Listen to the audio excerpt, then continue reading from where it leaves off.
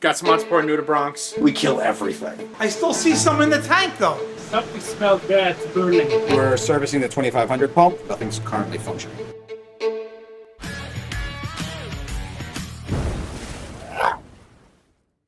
Polo Reef might have suffered a catastrophic failure a few weeks back, but the team, they're not going to let that define them. As the tank recovers, Polo Reef begins a scientific hunt for breakthroughs. Along the journey, they experience a few malfunctions on the 2,500-gallon tank, work on controlling pests, and conduct experiments the hobby has never seen before. As you might know by now, there are a lot of tanks and livestock at Polo Reef. With so much coral and fish, pests, they're bound to sneak their way in. No one hates this more than Andrew, and he has taken a personal vendetta on getting to the bottom of pest eradication. So we're just going to use different medications at different concentrations to start getting a guess of what actually kills flatworms in a very controlled environment before putting it in a reef tank. The goal is to eventually be able to treat an entire tank with a powerful medication that will kill flatworms and nudibranchs, but not harm any fish or coral. It's a tall order. For this experiment, he is testing 2 different species of pests, flatworms and nudibranchs. Every hour, he will place the pest under the microscope to determine if it's alive or dead and record his findings. Once everything is dead, he can log the time and determine which medication is the most effective. Before Alex the vet gets started on his experiment, let's better understand the pests. Monty-eating nudibranchs and flatworms are both killers for any tank, and identifying them can be a bit tricky, but crucial. The Monty-eating nudibranch resembles a tiny spider that can appear translucent or a very pale off-white color. They're super small, typically 1 to 5 millimeters in size. They're also a master of disguise and blend in perfectly with coral. There are some tall tale signs that your coral has nudibranchs. You will see white bare patches on your Monties, and this is the tissue that the pest is eaten through. The damage usually starts on the edges or undersides of your coral. They're also much easier to see at night when they crawl around. Nudibranchs are not just the problem. Their eggs can cause huge issues. The eggs are typically tiny white dots in a cluster, normally located at the junction where healthy tissue meets the dead. They're surrounded by a thick, clear mucus, which help them attach to coral, and they can't be removed by just using a turkey baster or high flow. Nudibranchs and their eggs can typically be found on the underside of your coral, as well as frag plugs and coral crevices. You can get rid of nudibranchs, but if you don't attack the eggs, then the problem, it's going to persist. To get rid of eggs requires a manual scrape to completely release them. And if not treated properly, nudibranchs, they can kill entire colonies. Flatworms are just as bad. Like the nudibranch, they're also a master of disguise and camouflage perfectly against the tissue of the coral. To identify if your coral is infected, look for circular discolored marks. These are bite marks, and they can be seen in clusters. Faded dull colors and tissue loss are also a sign. To take it a step further, you can also dip test the coral. Remove your suspect acropora and dip it into a coral cleaner found at your local fish store. Using a turkey baster, blow the coral off. If you see tiny oval flakes that detach from the coral, that's confirmation that you may have an infestation. But don't forget to make sure you ID the right pest. Like the Monty-eating nudibranchs, the flatworm alone is not the only problem. The eggs of the flatworm are small, flat disc-like clusters, usually found on a dead skeleton or the underside of some of the branches of your coral. Both of these pests, they're huge issues for any system and should be treated immediately to avoid a full-on infestation.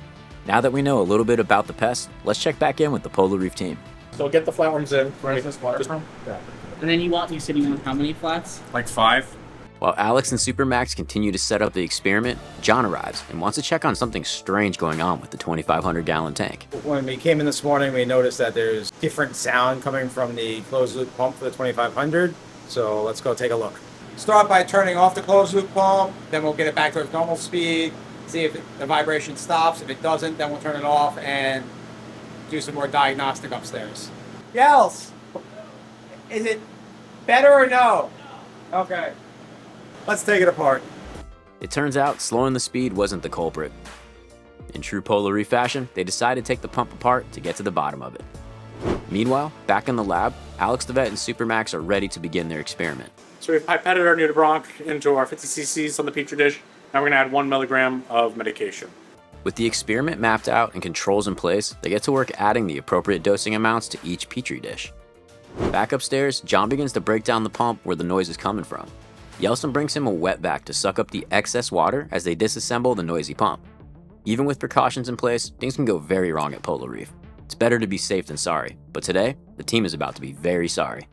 You know which BFD it is? Yeah. 111, right? Right, yeah. Can you press 1, count 1 Mississippi, 2 Mississippi, 10 Mississippi, and stop.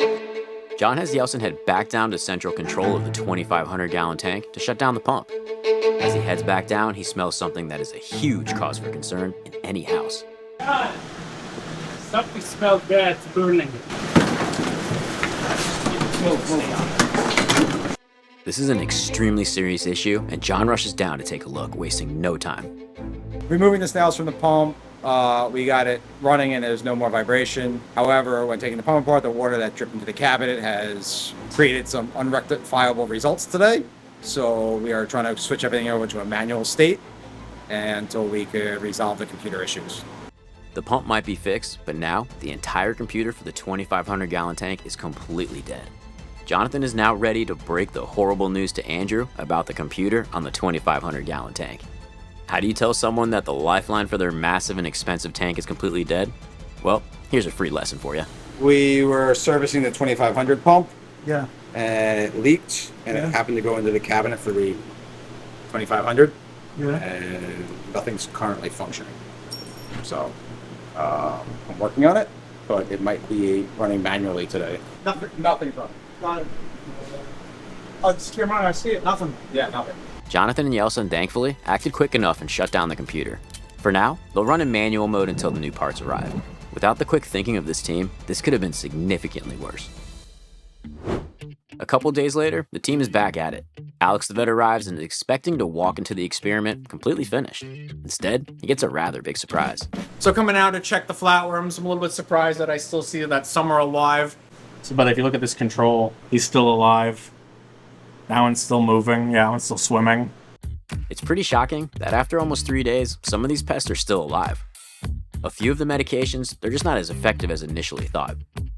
With the baseline results in hand, it's time for the next phase of the experiment. Next phase is running the same setup with an alcohol trial, then different medications trial, and then selecting the ones that appeared to be the best, and then do it on a little bigger scale. But for this next phase, Alex needs to collect even more pests. He enlists the help of John, who can spot these little suckers a mile away. Really? Yeah, We got to get Monty Nudies off this. that's one. They find a few, but they need a lot more. How are your friends? I just want to get as many as I'd like. Hey, we can keep fishing. Yeah, you want? I want some big boys. Oh, There and there. yeah, these big ones. Wow, they're big boys. Big boys. That's what I wanted. A couple days ago, the computer on the 2,500-gallon tank went out. The team was waiting on some new parts to arrive, and today, they finally came in. So John gets to work installing them and getting the computer back up and running. This is a huge relief for the entire Polo Reef team. We put all new components in the computer. Everything's powered up. No major problems. We just got to run some diagnostic, and then we'll take everything into manual mode and let the PLC take it over again. Back in the lab, the new phase of the experiment continues, and Alex begins mixing the medication cocktails he will be administering for this trial. We're doing 2 combination therapies. The concentrations are going to be a little bit different. That's why it's a little bit frustrating. So I'm just like pre-prepping everything so I can just start plating out. As Alex the vet mixes the new combination of drugs, he's interrupted by Jonathan. While doing some maintenance on the 2,500-gallon tank, he noticed something that just didn't sit right. This might not be good. So Alex and I are going to go upstairs and take a look at some corals in the 2500 that are showing some signs of stress. And Alex will evaluate them and we'll go from there. Jonathan gets his hands wet and grabs a piece that he wants Alex to look at. What they find has the potential to destroy this entire tank. So really not good. We've got some Montipora nudibranchs. Incredibly frustrating, considering this tank is majority Montipora. So I guess it's time to go talk to Andrew, come up with a game plan. What they found are Montipora eating nudibranchs. The experiment Alex is currently running in the lab is to treat this exact problem. They head downstairs to once again break some terrible news to Andrew and work on a game plan. We were just in the 2500. I have Monty Nudies with the Monty tank. Yes. Everywhere. I mean, the tank's 80% Monties. So. I know. Andrew knows the effectiveness on pests and immediately points out that it could be a great treatment. The experiments are not finished yet, to where Alex the vet feels comfortable treating the tank without a complete wipeout. After more trials, they might be able to achieve this. But as of now, they're just not there yet. They head back to the lab to talk it over further. Do we know at even low dosages kill fish? Do we know that? Yes. We do. Yes, we do know that. The fish factor, though, is This is a hard one, yeah. Andrew decides that he really wants to treat the tank and gives Alex a week to figure out how to get this done. So he heads back upstairs to talk with John about how to administer the drug without killing the fish. If this was my own tank, I'd go, yeah. but like just the value of the fish in here alone is priceless. So we've got a week. We've got a week. I'm excited but terrified. I'll be honest. This is scary. After a quick deliberation, they head back to the lab to formulate another experiment against coral and invertebrates. They need to determine the appropriate dosage amount they need to kill the pests but keep everything else alive at scale. It's a very tall order. Alex the vet now has multiple experiments going on at once. What looks like a mess is complete controlled chaos from a true professional. He knows he's in for a long week, so he buckles in and stays at Polo Reef after dark. So it's Polo after dark. We're currently dipping 2 of our monoporas right now. 1 milligram samples died, as well as the 0.1. But we'll see how long the controls last, and as long as the controls are healthy and doing well, then we can compare against them to the other populations. A few days later, Alex and John arrive at Polo Reef and get to discussing some of the results of the experiment. They're still not comfortable enough to treat the whole tank, so they come up with a new plan that will require all hands on deck. After discussing with Andrew, we decided it was the best course of action to pull the Monties out and treat them outside the tank. Max is going to hop in and be handing them to Alex and I, and then we're going to set up a bath behind the tank where we could treat them. With a plan in place, they start preparing for the 2,500-gallon coral revival. They first head outside and start preparing one of the vats as a holding tank for the Monties when they pull them out. After everything's in place, Jonathan gives Max a dive plan. So the brown jelly that's on that Monty there, you're going to have to siphon that out because Alex was indicating that if it gets into the water column, any coral that eats it will then get brown jelly. So we need to siphon it out, not just pick it up. Supermax gears up and splashes down in the 2,500-gallon tank. He starts pulling the Monties out one by one. The team also notices some other colonies that seem to be struggling, so they ask him to remove those as well. Want to hand me that big rock? Will that make it easier? Sorry. Yeah. While Max was removing coral, the team wanted to address the brown jelly on one of these colonies. One of the montipora does have brown jelly on it. Got to be really careful when extracting that. If we get let that brown jelly into the water column, there's a probability of it spreading to other corals. So once Max is in there, we're going to have him turkey basted essentially off the coral, and we'll remove that manually before removing the montipora.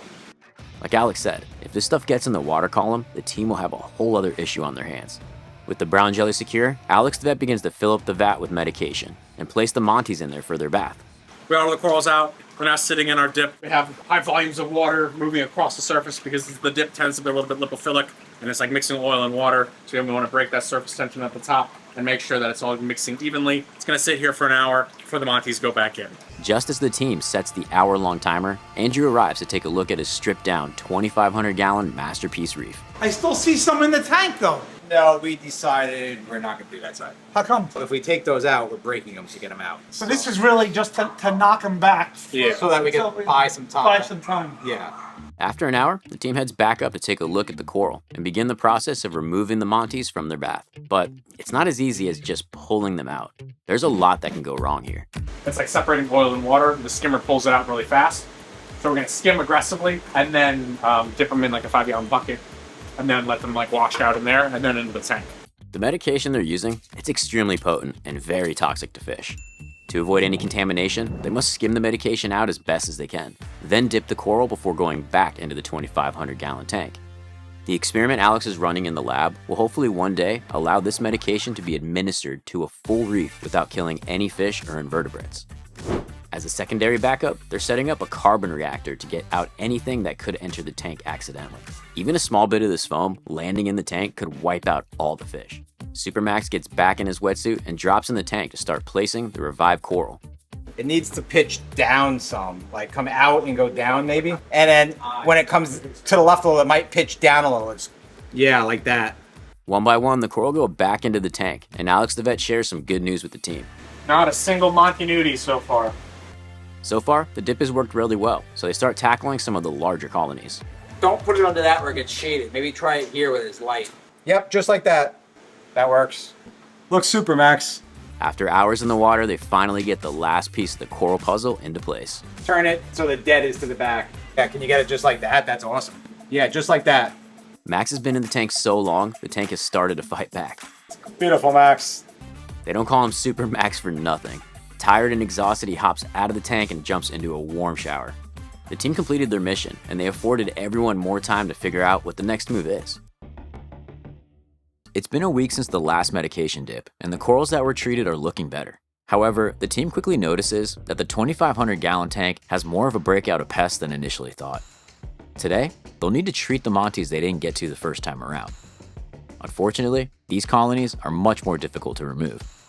Dunn hands up the first piece and Alex confirms their worst nightmare: more Monty-eating nudibranchs. Any nudies yet, Alex? 3 total, 1 piece. So great, you should. Okay, this piece is going to be curious to me. Can you inspect this one extra well? Yeah. Well done. This one's covered too. That one's never been dipped. After finding more nudibranchs, Alex and John decide to let Andrew know that they'll most likely need to do this weekly to eradicate the problem. I think every Thursday for like a month, right? Yeah. After hours of removing and dipping corals, the team wraps it up for the day. Is this the last? Then there's a little one. As they place the last coral, they're ready to wrap it up. But as soon as they do, they run into another problem. But this one is outside. So I was up here today because 2 of the chillers wasn't running on the 2500, but while doing that, I opened up one of the 4 chillers for the 17K, and there was a small fire inside, which I'll show you guys. So we're gonna get this new capacitors and rewire all the burnt up leads in here, and hopefully we get it running again. Luckily, this fire, it took place outside and was contained inside the chiller. Good thing John is a man of many trades. He removes the broken and burnt parts and gets everything running back to normal. It's been a wild few days at Polo Reef. Alex and the team tested multiple medications, searching for a breakthrough in pest treatment, while a major computer failure threatened the 2,500 gallon tank. When Montipore-eating nudibranchs showed up in the system itself, the pressure was on. The medication proved powerful, but science moves slowly, and patience is the key to doing it right.